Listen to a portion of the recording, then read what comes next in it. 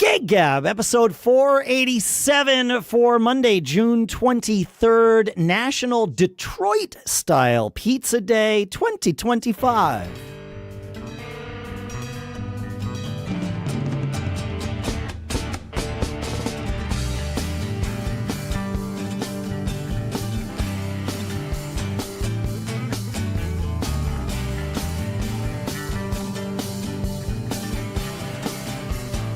Greetings, folks, and welcome to Gig Gab. Welcome back to Gig Gab, the show by, for, and about working musicians here in Durham, New Hampshire. I'm Dave Hamilton, and my guest co-host today is a powerhouse drummer known for holding down the grooves in some of the hardest working bands in the LA scene, from nailing the feel of iconic originals to seamlessly integrating tracks and playing to a click. Yes, folks, we're going to talk about clicks and tracks today. Maybe it'll change your mind. Maybe it'll change the way you think about life. He's the kind of drummer who makes precision look effortless. We're going to talk about what it takes to deliver that kind of precision night after night and how the modern drummer's role has evolved with technology. Because as always, it's about always being performing. Corey Manske, thanks for doing this. Welcome to Gig Gab. Thank you, sir. I appreciate it. That is one hell of an intro. I'll try to live up. You're welcome. I appreciate you joining me. You and I had the pleasure of meeting out at NAMM this year, and we had a little bit of a conversation. In fact, I'll share some of that conversation because I think there was a moment early on in it that kind of blew both of our minds. I'm used to hanging out in the various groups on Facebook and things like that, like Cover Band Central being one of the main ones.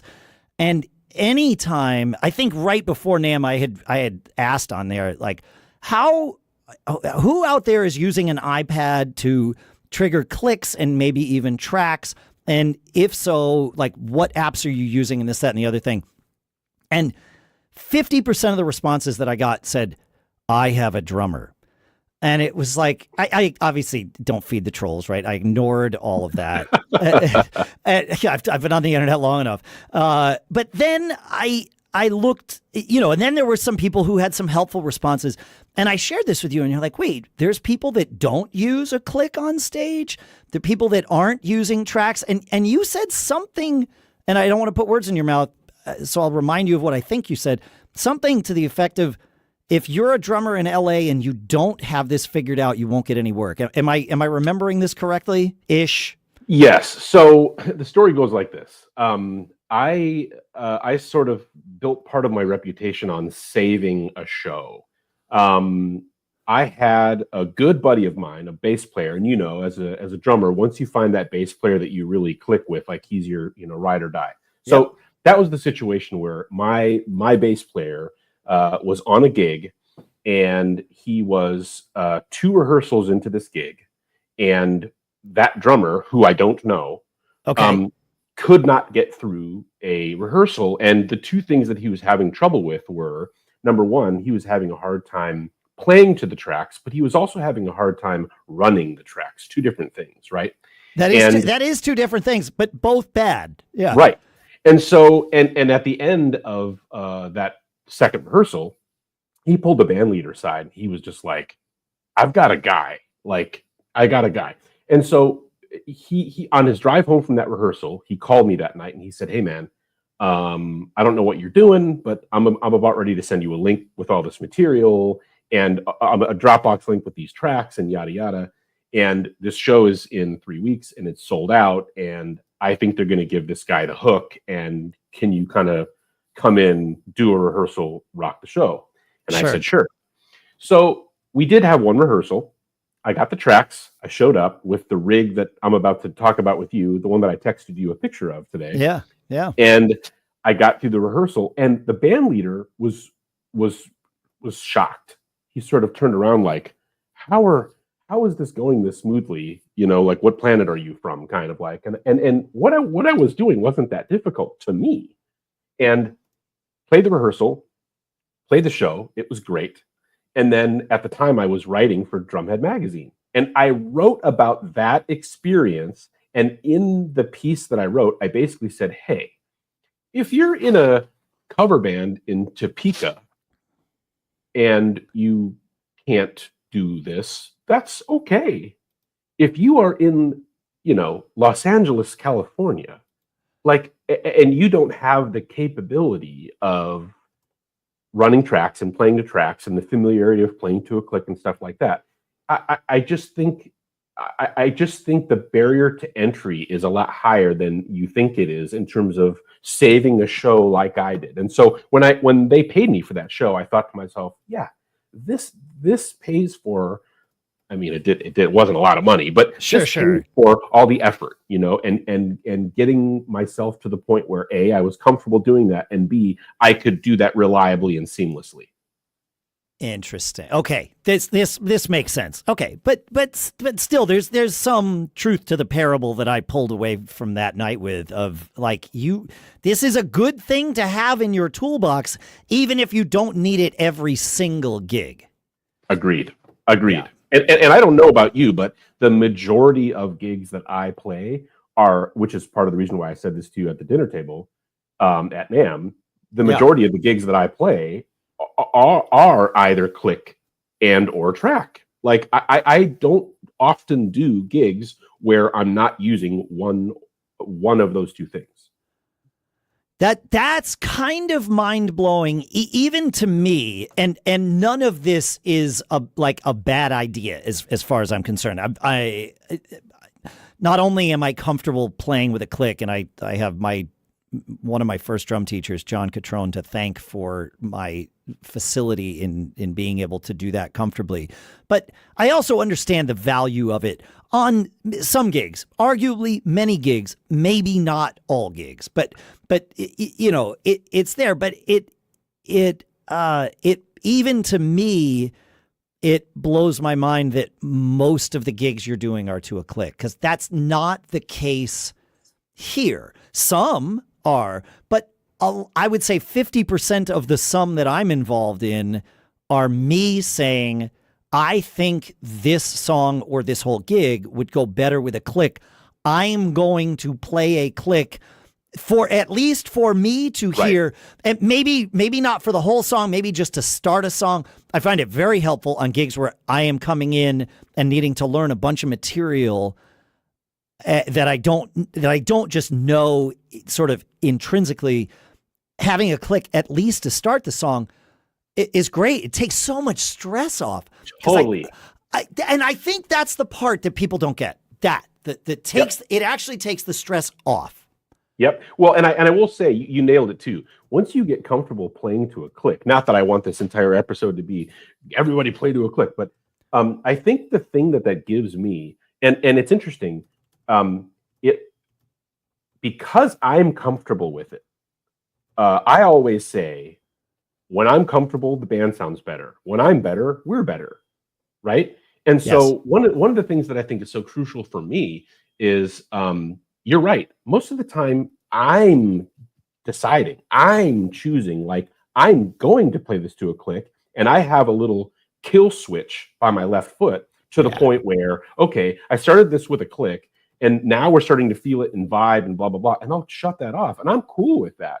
But I also think it's the drummer's, I know it's the drummer's responsibility to listen and to listen to the singer. And so for me, especially if you're playing cover songs that everybody knows and you're in one of those concerts in the park and everybody's singing along, you don't want the vocalist to be swallowing the words. You want him to be sitting in that spot, him or her to be sitting in that spot where they're able to deliver things in a comfortable way. So for me, even in a setting where I don't know the band very well, click is helping y'all. Trust me. Oh yeah, it's amazing. I just started. This is post NAMM. I just started using a click to start every song in this cover band that I joined about a year ago. This band called Casual Gravity, and I was shocked when I said to the band, "I think I'm going to do this," because they have a whole repertoire of material. And I know these songs, but I've never really played with a vocalist before consistently who can actually sing things like Skid Row and Journey and then also Kelly Clarkson and Lady Gaga and Rat and Motley Crue and all that stuff. I've heard the songs. I know the songs. Doesn't mean I've played the songs, right? Right. And so it's very helpful to me to have a click. Again, to take the stress off, I don't need to worry, did I start this song too fast? The answer is no. I started it exactly right. Right, now, exactly. It might be too slow for us, and we can collectively decide to notch it up and find that sweet spot. If there's, 3-4 BPM or something in one direction or another, great, no problem. I don't have any religion on that, but I know I started it where I meant to start it. Adrenaline be damned. And, I'm with you there. And I've had bands ask me the question because I'm in a cover band that does a bunch of those concerts in the park. And when I first started to rehearse with them, I brought all my own click settings with me based on live video I had seen of them. And so the singer, same thing. He can sing the Journey, he can sing the Styx, he can sing all that stuff. And he asked me, hey, how did you come up with the tempos? And I said, well, it's pretty simple. I said, most of the stuff you guys are doing is classic rock. I go back and I listen to the album. A lot of that stuff wasn't to a click, and you have to find kind of like that sweet spot between the verses and the choruses. And then I kind of checked you guys out online, and everything's within a 5 BPM kind of range. And I sort of set it. Now, do the verses maybe feel a little quick? Yeah, maybe, but the chorus feels perfect, and that's what I'm going for. Yes, and you can always morph it from there. Right. There's no religion. What shocked me in Casual Gravity is everybody in the band, including our singer, was like, oh, there's a click? I can hear the click in my ears? I want to hear the click in my ears. And they love it. No, it blows me away. I prefer to play with everyone hearing the click because that way if we start to drift off it, it's not like I'm the only one that's aware. Right. And a kill switch. I want to talk about the tech of this, and we will get into that because we can all learn from each other, and I know I can learn from you. So hopefully everybody can learn from you. But it's like there was a moment the other night where it was like, oh, we're drifting off the click, and I'm like eyeing the kill switch, and it was like, and we just settled right back in. It was like, see. This is why it's helpful to have everybody. And our singer is the one who wants to hear it the loudest, which absolutely bonkers, man. Yeah. But it works out well. It's funny. I have a bass player that keeps asking me like, oh, it'd be great if I could hear what Corey has in his ears. And I'm like, dude, what I have in my ears is horrible. Like, you don't want any part of what I have to endure through this show. Yeah. Well, that's kind of the nice part is I can have the click a little lower for me when I know that everyone else is hearing the click. It does make a difference. I agree. I would agree with that. It does. And it is fun. We've now started, there's half a dozen songs in our set, and I think this number will increase, where there is no count off, no visible or to the audience audible count off. And it's great. I just fire up the click and then the band starts. And that's kind of cool, especially for we start with the Any Way You Want It. We just, we start that. It just comes out of nowhere. Yeah. And we do it all a cappella. Like the whole intro is a cappella, which is way easier than trying to sing and play that simultaneously, by the way. There's a practical reason for this, but it comes across pretty cool when out of nothing, suddenly the band sing, anyway, it's like, oh, there you go. Like, that's cool. Yeah, last summer, every show we opened was either that song or Carry On My Wayward Son. And when you're doing that stuff cold, and the crowd is sort of filtering into the park and blah, blah, blah, and you had a sound check, but it was 2 hours ago and everything's heated up since then. I mean, that is pretty awesome, I admit. It's pretty cool. Yeah, exactly. Yeah. I saw Don Henley do something similar on a tour that he did, I don't know, 6-8 years ago, where out of darkness and with no audible to the audience cue, but clearly it was in their ears, I think there were 10 singers on stage that well, not in unison, but at the same time, in sync with each other, started singing Seven Bridges Road. And it was just one of those I knew it was coming, and it's still telling the story, I get chills. Right. Yeah.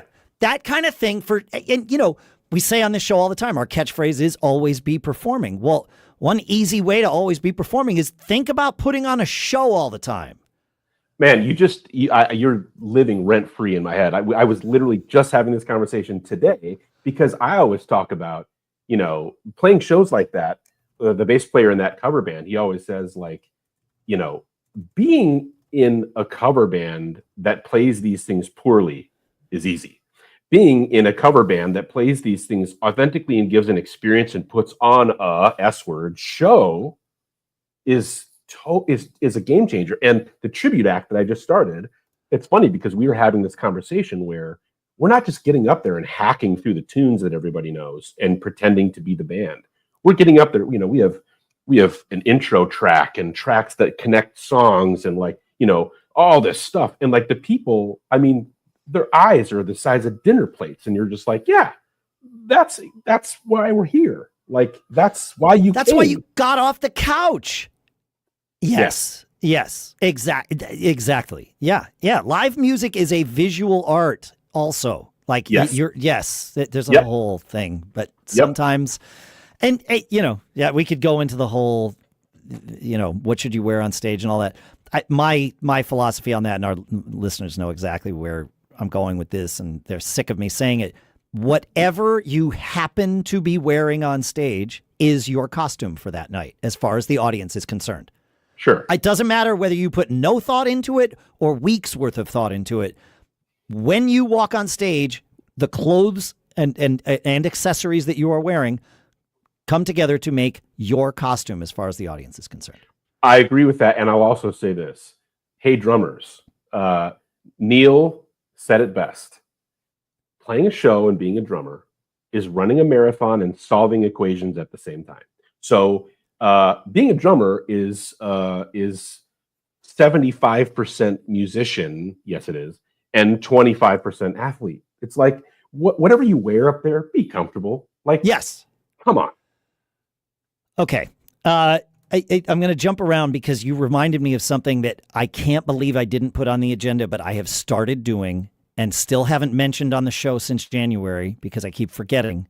We were talking at dinner. We had a drummer's dinner. I know. I'm sorry. This is, and I probably should, based on the way the schedule's coming together, this is like drummer summer on Gig Gab. Not everybody that's coming on as a drummer, but there's a lot of drummers coming on this summer.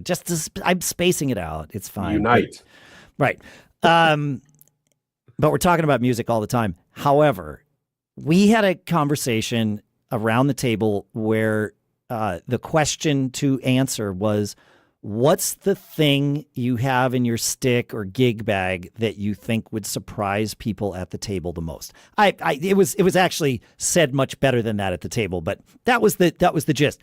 And the answer you gave blew me away in the moment, and now it is part of my preset routine, so much so that I have it written down on my little like iPad notepad thing so that I don't forget. Because if I forget, I hate myself because we are essentially running a marathon. We are athletes on stage. Would you please share? I think you and I have not prepared this other than the conversation we had 6 months ago. But would you please share what that one piece of gear is? And more if you'd like. Yes. There are two things that are in my stick bag that always freak everyone out. Number one is a tape measure. And the tape measure is there because if I'm playing on a house kit, I know what the distance between the top of the throne and the carpet is so that I know I can set everything to the right height.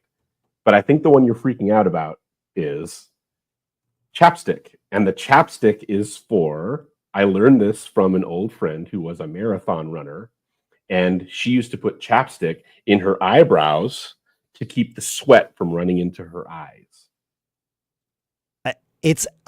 As soon as you said it, you were like, chapstick. I'm like, dude, I have chapstick in my pocket all the time. It's like my security blanket. Obviously, I have chapstick on stage. And you were like, yeah, but let me really blow your mind. And you shared how you use it. I do. I draw a unibrow across my, and it's amazing feeling the sweat just rolling across it and down my cheeks. Yep. It's what a game changer. It is. 100% it is. Yeah. And it's not just for drummers. This is for everybody. I've mentioned this to guitar players and keyboard players. It doesn't matter. It makes such a difference to do that. Well, I'm so glad that I could impart anything that would help. And by the way, I'm glad you said that at the beginning of the episode. Like, one of my favorite parts about being a drummer, I really care a lot about the drumming community, and I care about being a resource, and I care about holding the door open for others. That's my favorite part about being a drummer, is that it's communal, it's tribal, right? And I don't want to disparage any of the other musicians and our other bandmates out there, but one of the things I love about being a drummer is sharing, and is about sharing that stuff. So that was a really fun icebreaker around the table. What the viewers and listeners don't know is some of us around that dinner table had never met one another before, and you and I are two of those people, and we were sitting next to each other, and here we are months later on a podcast, and this is what it's about. Yep. Yes, exactly. I know all of us musicians, there is a camaraderie for sure. And of course it develops the more you play with somebody or whatever, like all of that. But there is something I've seen that seems to be different and a little bit, the camaraderie is easier between drummers in my experience than it is between, say, two guitar players or two bass players or Yes. two singers. There's far less, it's more coopetition than it is just competition, I think is the right way to think about That's that. perfect. I mean, when you think about guys like Eddie Van Halen, who had dummy pedals on his pedal board because he wanted to like throw people off the scent of like, hit the special sauce in his tone. Like a drummer would never do that. Like I'm definitely the kind of guy where I will say to somebody, oh, chapstick is the thing that keeps sweat out of my eyes, or put a tape measure in your, or yeah, it's all that stuff. I believe in that stuff. I believe that we are all helping. Here's how I learned to play that weird fill that Alex Van Halen did. It's not difficult. It just sounds weird. Right. Like that kind of stuff is just part and parcel of it. Like that information flows very, very easily amongst drummers. And I know I don't mean to disparage people who play other instruments, but I feel like there's something different. Maybe it's definitely just my perspective, so I know I'm wrong. Well, feedback at giggabpodcast.com if you want to yell at me. It's fine. Dude, so I have a 30-second story. So I was at an after party at NAMM, and this is years ago. This is probably a decade ago. And I happened to be at this party, and Mike Cosgrove, who's the drummer for Alien Ant Farm, was there, and I'm a fan. And we had chatted before and whatever, and I walked up to him, and he and I were not sober, and we were just chatting. Happens at the after right, party. Yeah, it's more the lack of sleep than any questionable decisions you might have made. Yeah, right. Comfortable shoes, alcohol to caffeine intake, breath mints. That's NAMM. Anyway, he and I were chatting, and I just happened to mention to him, I was just like, God, there's a song on your record. It's totally the SNL skit. You remember that one time? It's totally this. But I was saying to him, like, you guys have a song on your record called, it's either Rubber Mallet or SS Recognize. I can't remember the name of the song off the top of my head. It's one of those two. But the song has this crazy cowbell pattern in the groove. And I remember I said to him, he and I are both holding a drink, a soda, and we're talking about this part. And the cool part about it is he looked at me kind of like, and he was thinking about the part, and I swear to you, he put the solo cup in his mouth and he banged the part out on his chest like drummers do. And I was just sort of standing there watching him do this, and I was just like, I had that light bulb moment where I was like, oh, that's what he's playing. And I've thought about that moment dozens of times, because a guitar player, no offense, would never do that for another guitar player, ever. I've never, yeah, exactly. It is a normal thing for drummers to do for each other. Yeah. Totally. Yeah. And the cool part is often, and this really is something that certainly is true about the drums. It's probably true about other instruments too. But for me, I had a similar experience pre-show. We were talking about Jan Hammer. I used to help him with his computers. And I was at his house once the day after a rehearsal where we were playing with that Jeff Beck tune that Jan played drums on. And Space something. Why can't I think of the name of it? Anyway, it'll come to me. I did not plan on telling this story. And I was like, Jan, I can't figure out the drum part like that you played for the verses on this tune. And we weren't even at a drum set. We were at his computer. And the way he said it was, he's like, I don't know. I just did this thing. And I'm like, you played it open-handed. And he's like, well, yeah, I'm a keyboard player, so I play a lot of drums open-handed. And I'm like, oh, I get it now. And it unlocked it. It unlocked it. Yeah, there's those things, a lot of what it takes to play parts that don't make sense to us, so therefore are tricky for us on the drums, are understanding where did you put your hands and why, not how did you do it. It's the why behind it is often the key to just being like, oh, okay. For example, I'm not proud of this. Just a week ago, I finally learned the turnaround between the pre-chorus and the chorus in Panama, the Van Halen tune. Oh, okay, yeah. Right. And I tried learning it from the record. I tried learning it, and it was like, what is not making sense to me? I found sheet music, wasn't making sense to me. I pulled up a video and Did you watch him do it? Oh, yeah, you watched him do it. Yeah. And then it was like, oh, I should have done this years ago. Okay, great. Yeah. And it was like YouTube, right? Yeah, exactly. But that was the thing. Like as a kid, when I had to learn that song, we didn't, obviously. I'm too old. So anyway. You know. Hey, I'm right there with you. But it's funny when you don't have frame of reference, setup and where things are, and trying to figure out Rush stuff, and I'm just like, oh, he's got the other hi-hats next to the ride. Oh, like I'm thinking to myself, like, how the hell is he crossing over that far? Yeah, he's not. And no. That I had this is just going to be the ADD fest episode, but there are things I want to get to. But no, I had a music director once who was pushing on me. It's like, you need to play the part exactly right. And it was for a theater show. And I said, okay, well, here's the thing. The drummer who played this set up their drums the way that works for them and played a part that worked for them for this song. And then that part was codified in, the show, and then therefore in sheet music books and all of that stuff. I said, my body is different than that drummer's body. Yep. My drums are different than that drummer's drums.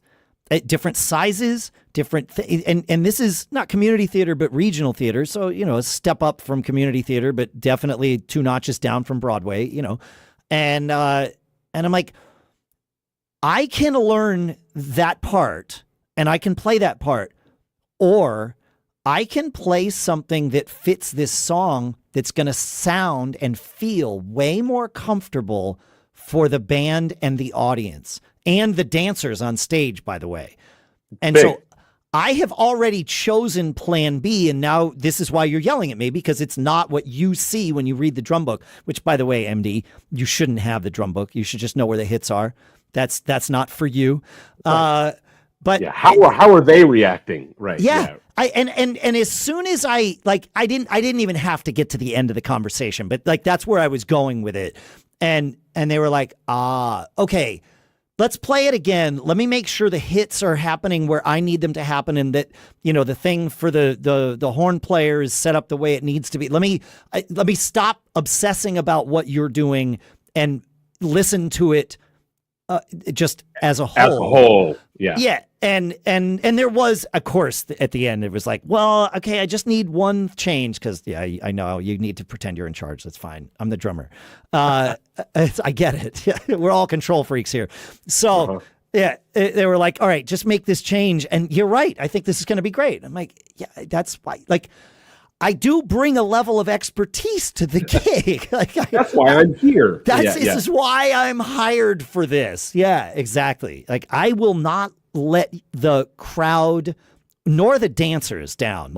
Especially musical theater. Like, I do not like being off stage for musical theater because I can't see the dancers' feet. And it's great point. It's really tough to lock in with dancers you can't see. And then I can't. So they have to lock in with me, but I don't know what they're doing. It's a whole thing. I got. By the way, real quick, an awesome quote from a buddy of mine that got the Marilyn Manson gig, and I was writing the feature on him in Drumhead magazine, and he's a close friend of mine. And when he got the gig, they were in auditions, and he asked Marilyn Manson, like, do you need anything else? Like, what do you, like, am I doing okay? Yeah. And Marilyn Manson gave him the best quote I've ever heard. He said, just don't confuse the strippers, man. Like, come on, like, just let's keep it moving. Just keep it. That's it. Yes. If there's a crowd, if there's anyone dancing, a performer or people out there, don't confuse them. And that, circling back a little bit to the click thing, that's one of the nice things about starting songs with a click, especially for a band that moves quickly from song to song and people are dancing. If I start a song too fast or too slow and people are dancing, I will not change it very much, even if it's wrong, because I don't want to confuse them. Yep. And they're not professional dancers; they're drunk dancers. Like and that's great. Like that's the gig, right? But and that symbiosis, that organic, that feedback, that's what this is. This is a shared art form. Like, we should be feeding off you. You should be feeding off of us. That's the point. That's why we're here. Yes. Okay. There's a couple things I want to make sure we get to. Okay. You mentioned that you're playing in a tribute band now. Let's talk about that. Tell me about that. What band are you a tribute to, and how that's relatively new for you? How's that going? Yeah, so I started this a year ago because I noticed in Southern California that there was a void in the market. I think all of us can identify, at least we can in Southern California, there are lots of tributes for certain bands. And I noticed that there happened to be an absence of a tribute band for one of my favorite bands, top 10 all time, Third Eye Blind. And I did that because for a couple reasons. So I started that a year ago. We are 2 shows in, and things are spectacular. And I think the reason why that band is so fun, it's 50% male, 50% female in the crowd. That's cool. That's cool. Oh, looking at the demographic ahead of time, I realize you started the band because it's one of your favorites and there was no one else or not enough people doing it, but not a bad thing. Yes. Yeah. So I thought that was really important. And then the other thing that I thought was really important, I tried to divorce myself from the fact that I was a fan for a moment. And when I started to do the research, I realized, okay, well, there's 9 undeniable hits that, like, tribesmen in New Guinea have heard. So I'm like, well, okay, like, this is smart. And the other thing about it is I knew that I had the singer right. When you're doing somebody asked me the other recently, like, what's the difference between a cover band and a tribute act? And I'm like, oh, this is easy. Being in a cover band is like playing dress up. And being in a tribute act is like wearing a disguise. So you're getting into the psyche of that band. And I knew for a fact that I had the band right. I knew I had the singer right, which was the most important cog in that machine. But the thing about Third Eye Blind is they are criminally underrated in terms of their musicianship. And so for me, I see a lot of people covering the song Semi-Charmed Life, for example, poorly. It's harder than you think. That's a tough song to do, especially for the singer, who's got to have just so much stamina just to make it through that song. Yes. Yeah, I mean, there's 8 quadrillion words in that song. And by the way, now we're back to click, right? That tempo has to be perfect, because if you're too fast, he's not getting it out. No, he's not going to choke it out. Yeah. So that's why I did it. So I had subbed in a Smashing Pumpkins tribute for 4.5 years. And that's a whole different monster. But I got plugged into that scene and some of those talent buyers and some of those bands and stuff like that. And so because I had familiarity with some of those venues and some of those people, that was part of the genesis for me to go, COVID changed everything. A lot of people don't give a rip about original music anymore. Don't get me started. And I thought, I am lucky to live in an area where that is so untrue. And it's funny because that's one of the things that you and I talked about at dinner, which I found to be really, really attractive about where you live. But yeah, I think in the greater LA metropolitan area, the unfortunate part about being in one of the entertainment meccas of the world is people have so many choices, and also COVID knocked off a bunch of the venues that were sort of on the bubble. So the venues that survived, they figured out, in order to make money, money, capital M, all caps, different font, underline, bold, money. Tribute acts are where it's at. And so we found out, again, once we dry ran this a couple times sort of in rehearsal, I was just like, we're on to something. Oh, shit, we have something. And then once we started to develop the backing tracks, then I was just like, we actually have something. Like we can put on a show and we can, kind of compete with some of the really well-known, really top-notch tribute acts here. So that was sort of the genesis of that. And that has been really fun. And it's been great to watch everybody who have come to the shows. They have a thirst for this, based on the fact that band could be slotted into, and this living where you live, we could be slotted into any 90s bill. You can put Third Eye Blind into any 90s bill, whether it's guys, whether it's No Doubt or whether it's, Red Hot Chili Peppers or Nirvana. Exactly. Yeah. So it's really, it has really been a lot of fun to realize this and have the people really enjoy it. And to be honest with you, it's awesome that a band like that almost books itself. And you and I are similar in the sense that I'm detail oriented and I'm a good communicator and I'm organized and I live by my calendar. So I took on the mantle of being the manager because I thought, well, I know the gig, I know the numbers, I know contracts, I know emailing, I know scheduling, I know stage plots, hospitality riders, like all that stuff I'm totally okay and comfortable with all that stuff. Yes. And I have a lot of those relationships anyway. So it's been really fun to lean into that.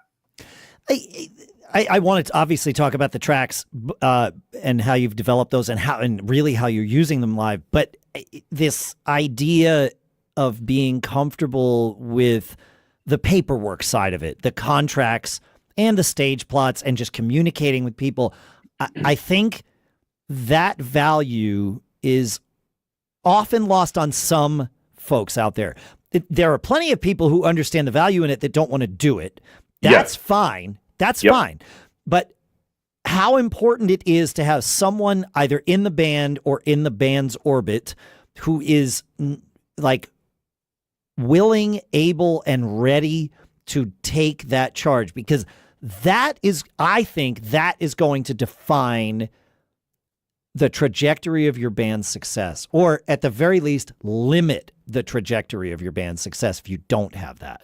Yeah. I think, from my perspective, this is part and parcel to being good at playing to a click or being comfortable running tracks. For me, if I can cover all the bases, I get to create this foundation for my band to be on, for us to be comfortable and for us to be successful. And so for me, I'm a big sports fan. So I'll just say this. There's a sports analogy that I use all the time, that a team takes on the personality of their head coach. So if I'm the manager and I get to have that mentality where early is on time, where details matter, where stage plots are accurate, blah, blah, blah, I'm not only setting myself up as the drummer for success, but I'm setting my band up for success.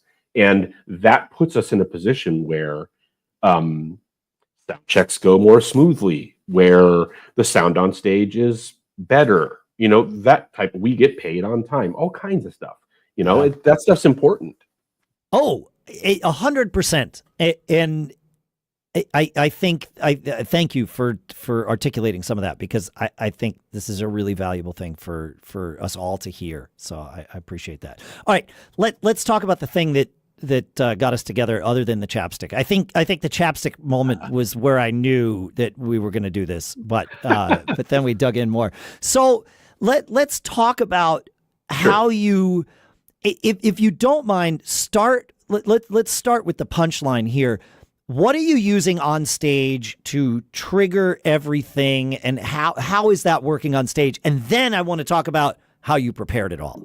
Okay, sure. Well, what I'm using to trigger it with is this neat little thing called my index finger. Love that. I'm using an iPad. Okay. I began using an iPad because I am a sweaty mess when I play a show. And so when I see other drummers using a laptop, I get freaked out. I'm Same. kind of like, right.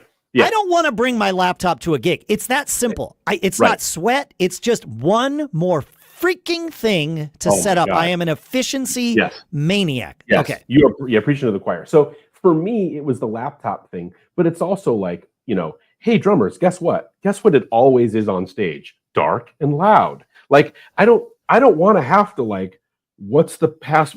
I don't want to type. I don't want to have I don't want to do any of that on stage. So that's reason number one why I did not go with a laptop. Great. Reason number two is at the beginning of this, I talked about a show that I saved. Well, that show that I saved, they sent me the tracks in a way that I still continue to use tracks, which is click and vocal intro to like, whatever the name of the song is and the count in, pan hard left, track, pan hard right. So when they sent me tracks like that, I was immediately like, okay, the only thing I'm sending to front of house is my right out. Got it. So I need a splitter. Got it. So I need a mixer. Got it. Like, so for me, that all sort of, I was already doing that anyway. So The nice part about that is you don't need to bring an audio interface that you plug into your iPad and route things to, because the iPad has 2-channel out. Right.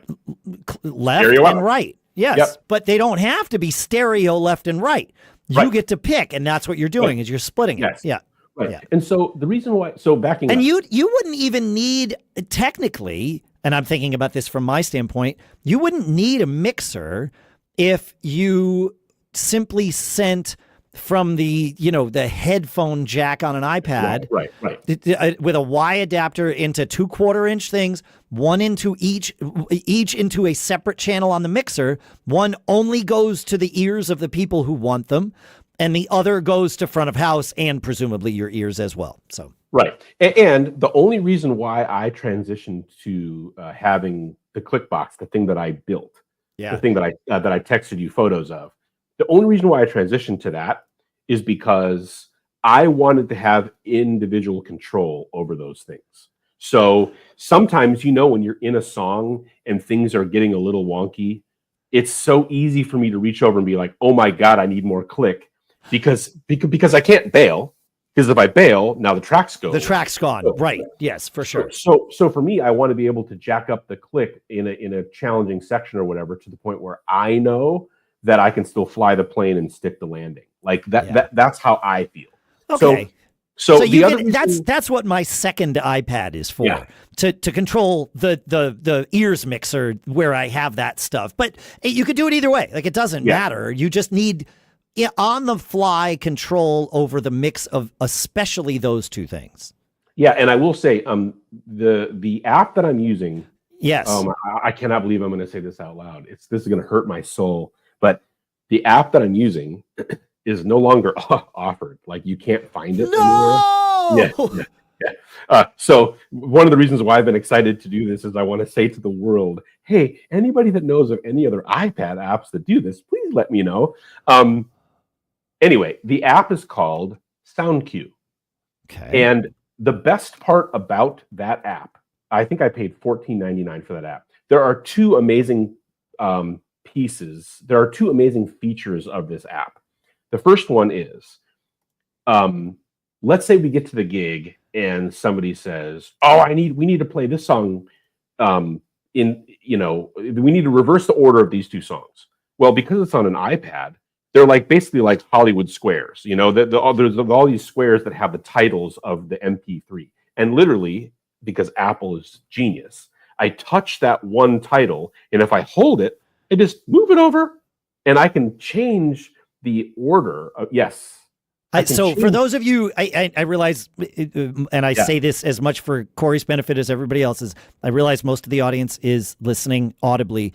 For those of you who are watching on YouTube, I'm showing literally a picture of Corey's rig and this app on the iPad. And I might have already found a replacement app that we'll talk about, but we'll get there. But this shows Corey's iPad in a case, and a grid that is 5 across and 5 down. Very easy targets to hit with your finger, and they are labeled very, very easily. And as Corey's saying, you can move them around if you want. And if you want to leave that up, I just want to say a couple things. So Yeah. The cool thing is that once you touch it, it starts at the top of the MP3 and it turns green. Okay. So you know which one you're on. Once you've played it, it turns light blue. So that's one advantage. The second advantage is I can move those around just by holding my finger on one and dragging it, just like you do it in like an iTunes playlist. The third advantage is in the upper left-hand corner, you can see the stop button and a pause button, and then another weird button. That's a fade button. Oh. So if things are going wonky sideways, oh shitville, you can fade out of it and it'll bail out of it, which is cool. And then the last thing I want to point out here is in the center of the top of the screen is actually the total runtime. So when you're in it, so like in some of these interstitials, like the transition material, I can literally look at it and I can know, okay, I've got 22 seconds left in this thing. So it's you got to grab water or do something, where what the timer is. Yeah, that makes perfect sense. Yeah, and a lot of the time we have these transitions because the guys have to change guitar or tune or whatever. And so I can literally like look up and be like, okay, he's got his other bass on, he's still tuning. And then I can look over at the timer and be like, okay, I still have 25 seconds. He'll be fine. Like, and so that's been really beneficial. And the last thing I'll say about the tracks is because this show is basically on the grid like this, we've also gotten to the point where I have cues in my backing tracks. So like there's a couple of kind of chaotic bridges that are like long and noisy and stuff like that. And so in my voice, I track these beforehand, which is, I know where you're going next, but I say in the track, like 4, 3, 2. So I know when the last one in the bridge is, if things are getting funky. This is exactly what I want. Yeah. Okay. Yes. Okay. This is great. This is so one of the questions that you were going to ask me, that you said you were going to ask me a minute ago, was how we're generating these, like how we're producing these. I do want to, yes, and I that is the next question in terms of SoundCue, because from what you're showing me and telling me here, we all want SoundCue for iPad, but we can't get it. So I've been looking here, and it is true. Like I've confirmed, it is not available. People have suggested a few. One is called Show One, SHOWONE, and I'm going to put links to all of these in the show notes at Gig Gab Podcast. Yes. And then that was one I found people. It turns out I'm doing a podcast while I'm doing this research, so I can't really focus on the research part of it because we're doing this thing live. But I did find people just a few years ago suggesting Show One, and it does still exist, so that's there. Obviously, I haven't used any of these. I'm just learning about this while we all are here. And then I asked ChatGPT if it could find me some replacements for it. And it did. It found a few. I don't know the details of all of them, but I know that the first one it recommends, called Go Button, is from the creators of QLab. And that tells me it might be a good option. But what I will do is simply share this ChatGPT session so you can see what it came up with. You don't have to like take my interpretation of it or anything. And I will put that link in the show notes too. And awesome. And we can all we'll learn together, and I'll share what we all find on an upcoming episode. So that sounds awesome. Thank you. Yeah. No, I like, yes, this is the app I want. So now I just need to find something that replaced it, or write an app that does this, because it's really not. I mean, what it's doing is not overly complex. It needs to be smooth and reliable, which is the most important part. But really, like you said, and you're going to tell us what you're creating, but you're just triggering pre-made MP3s. 100%.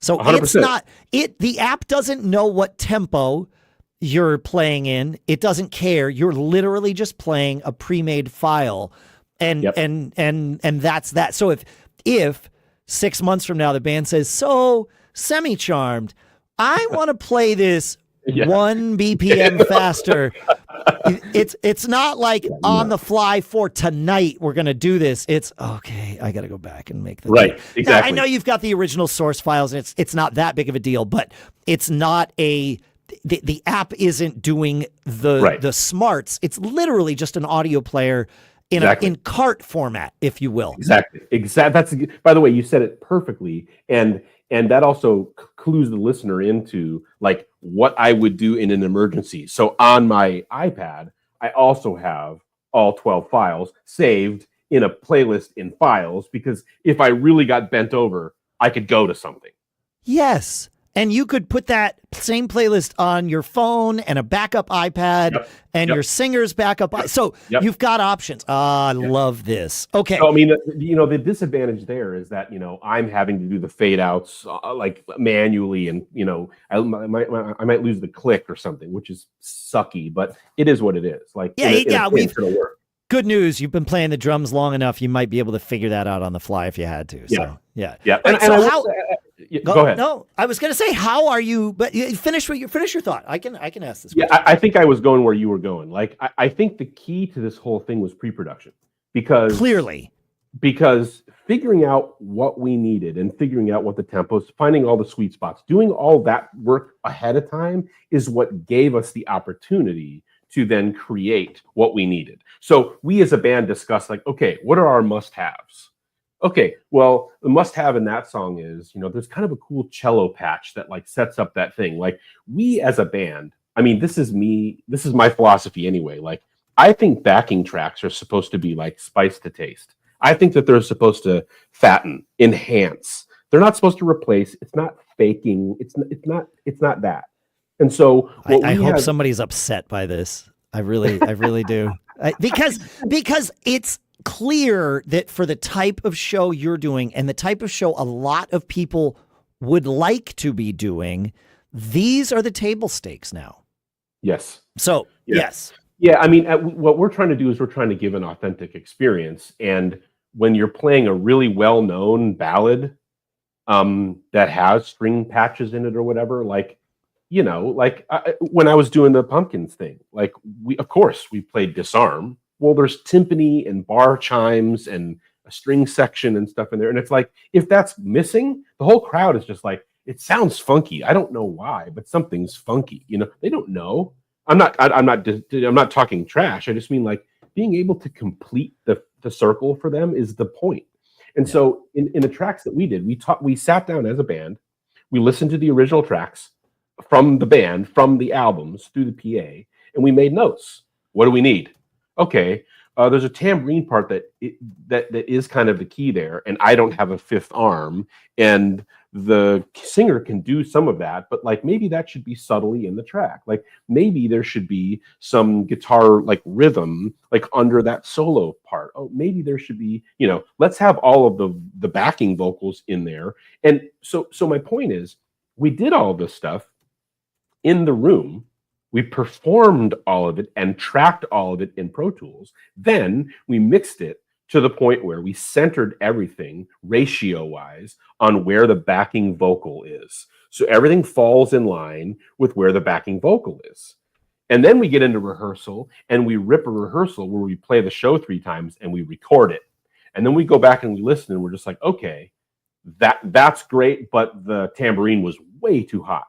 And then he'll go back and be like, okay, let me pull that down by 30%. And then he'll import it again, and then we'll do rehearsal again, and we'll record it again, and we'll be like, yeah, now everything is sitting in the sweet spot exactly where it's supposed to be. And now we can go to any venue and rip a show, and the backing tracks are pre-mixed. I get to say to the front of the house before the show, hey, in sound check, you figured out where the backing track is supposed to be, because I have a track for the sound check as well, where I know where the ratio of everything is. And then the sound guy literally gets to set it and forget it as it relates to the backing track. as it relates to backing vocals. And if they decide, that's so brilliant. That way, every track is equal to one another. Yep. Oh, this makes a whole lot of sense. Okay. So yes, this app is key, but also very simple, as we've discussed. But the real key is in the creation of the tracks, and that sounds like it was an iterative process. You didn't just get it right out of the gate, but you're also not sending 8 tracks to front of house for them to mix tambourines separate from this and this, because it's entirely possible you will work somewhere with a front of house engineer that doesn't know Third Eye Blind as well as you do. Right. And you've put all the work into these tracks, knowing what needs to shine, as it were. Yep. And a front of house engineer might not know that the tambourine is actually important to other people in the room, right? That came for this show. And that's not the front of house engineer's fault. But if they are left to mix to what sounds good in the moment, they're not going to know if there's no way for them to get it right. You've set them up for failure is what you've done.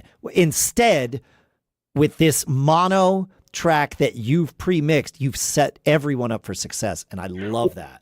And I just want to say to all the audiophiles out there, my guitar player is one of you. You're well represented in my band. But a lot of people freak out when you say mono like that, because they feel like, oh, these backing tracks should be, no, like you just push the same thing out of both speakers. You don't need any sweeping pans. You don't need any you don't need any of that stuff in the backing track, because if the backing track is literally there to spice the taste and to sweeten and to fatten and to support, that's really what it's there for. And trust me, the show that we played in March, there was 769 people there at the downbeat of our first song. Trust me, they did not miss the fact that it was stereo. Trust me, they didn't. And so what I say to the front of house guy during sound check, right after you give him a $20 bill, by the way, that's what you do. Right after you give the sound guy a $20 bill during sound check, I just say to the guy, hey, just pretend like this is a backup saxophone singer guy off stage that you can't see. Just figure out where the level is and then just walk away. Forget them.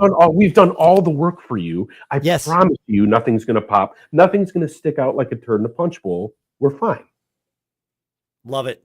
No, and there's a whole, and we've covered a lot of it here on Gig Gab over the decade plus that we've been doing the show, but there's a whole approach to dealing is the wrong word, to working with sound engineers, venue staff, all of that, production staff that you don't know, that are brand new to you coming in. And there is a whole, it's a dance that is done. Your dance includes a $20 bill. That is not a bad way to lead the dance, my friend. But there's other ways too. We've talked about it on the show. Like, walk in, offer them some information about the band, ask them if they have questions, stay out of their way. I always pick a few things about each band that I'm in Learn their name. Learn their name. Yes. Because I am guilty. I am man, dude, bro, honey, sweetie guy. And every single sound guy, I know their effing name. Period. When someone in the band learns their name, if it hasn't yet been texted in the band group chat, it gets texted in that moment. And that way, everybody can always be like, "Oh shoot, I gotta get what's his name? Tim. Yeah. Hey, yeah. Tim. Yeah." Right. And so ours is the same way. We look at our phone and it's just like, already paid him, Nathan. I'm like, that's all I needed to know. That's all I need. Yep. Yeah. No, this is great. So, thank you. This is amazing. We also, though, because we all want to level up our game, I know you do too. This app that we are talking about here, it would be fantastic if it also triggered video along with the track. Because I see Corey's eyes are rolling. This is why I said no. But this is where the next level comes from, right? When you've got a track that's a video, whatever, a montage, something that is in sync with your track that you're playing to. And here's the deal. The iPad can do this. The iPad supports, and in fact, this might actually allow for several things because the iPad supports HDMI out for both video and sound. So, Yes. right? And you can have a control image or a control image. I mean, it's everything on the iPad's an image, even the things you tap. You can have a control on the iPad while the video's going out. So you could still do your play, pause, stop, all that stuff.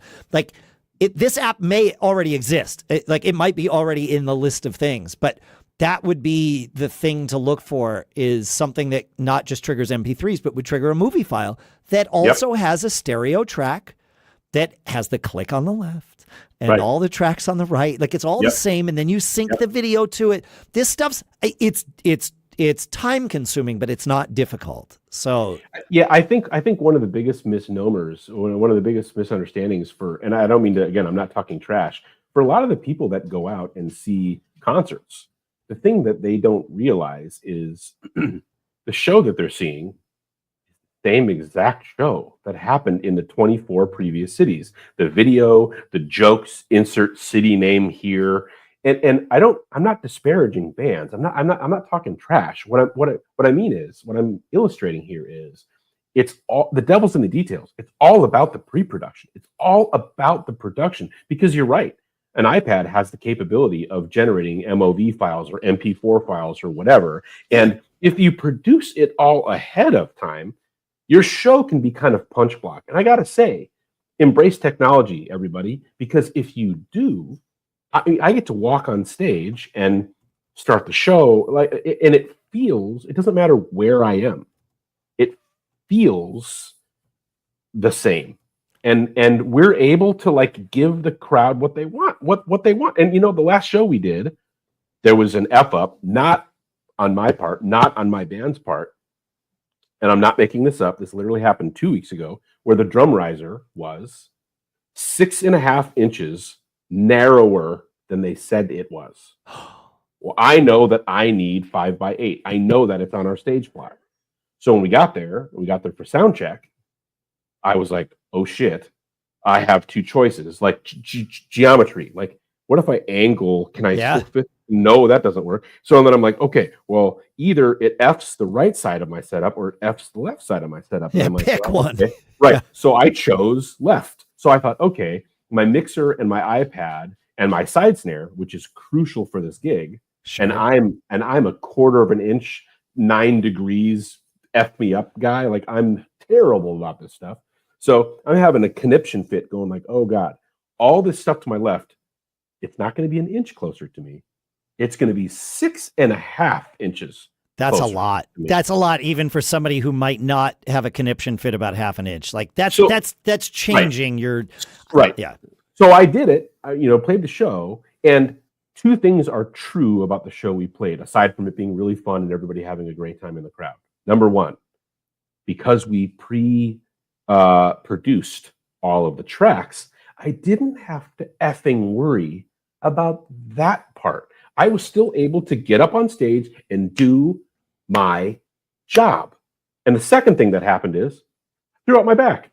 Anyways, that will happen. Yes, that's very real. When something is not right, you get to the end of the night and it's like, why is this? Oh, yeah, I know why. Yeah, that stupid chair rail. If there is a chair rail on a stage, or usually there aren't chair rails on stages, but in the corner where the band is playing, if there is a chair rail, I will get there. When I set up, I make sure I leave plenty of room so that I'm not fighting against and hitting my elbow on the chair rail all night. And no matter what I do when I'm setting up, when I go play that first song, I am far too close to that chair rail and hitting it all night long. Without fail, it's happened every single time. Now I just joke about it. And the band's like, pull away 6 inches. I'm like, okay, let's do that. Let's pull me away 6 inches. Perfect. Right. They're going to like, great. Your problem solved. I get to the end of the first set and there's like, a hematoma on my freaking elbow.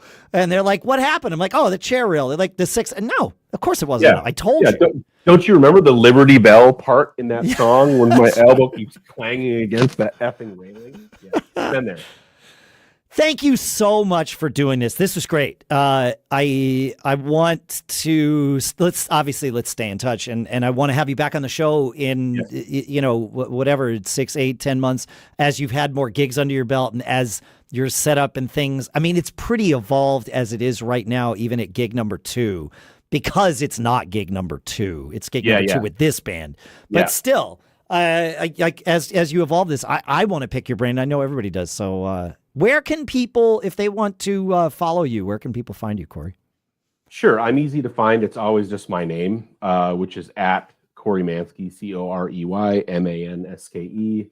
Come find me. I love to chat about this stuff. And I definitely put my money where my mouth is. I definitely practice what I preach. I enjoy holding the door open for people. I enjoy sharing knowledge. I enjoy lowering the barrier to entry. And I believe that being a drummer is a communal, tribal, for us, by us kind of a thing. And always be performing.